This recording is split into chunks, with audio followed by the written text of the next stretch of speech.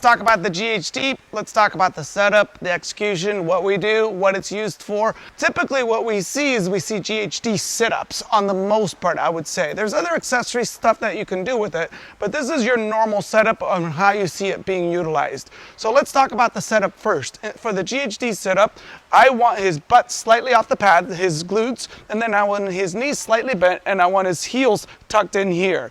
We don't want to put the feet on top, that would be problematic. I want the feet sandwiched in between. So when we're doing the actual GHD sit-up, the first thing that I would do is make sure that they can do it appropriately, and I want to teach my athlete to extend the knees. So push down. Yeah, so I want that at the end range. So when he's at the end range, by pushing his knees down, it'll help propel him to get back to where he started. And you see, take a look here at the knee. The knee is extending aggressively. There's a nice fast turnaround. Here's what we want to do, okay? As he goes down, he needs to keep his belly nice and tight the entire time. There's going to be a little bit of extension, a little bit of flexion.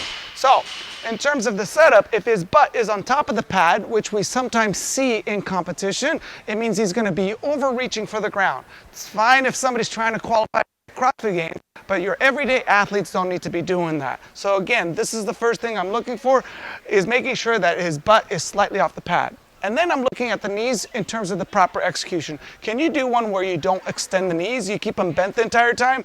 And you can see how much slower it is, right? So he's still meeting the full range of motion standard, but he's not necessarily doing it as aggressively as we'd like in order to get that explosiveness out of the movement. So, let's recap. What are we looking for? In terms of setup, knees slightly bent, hips slightly off the pad, feet are tucked in. In terms of execution, we want full extension of the knee in terms of getting the fast turnaround. In terms of getting people started here, let's say he's never been on the GHD, I would probably have him do a partial range of motion first. Down to my hand, then extend the knee and back up. Good. A little bit lower and then back up. Good. So going to parallel, can you go to parallel? Right here would be appropriate, and especially as somebody's just getting accustomed to using the GHD.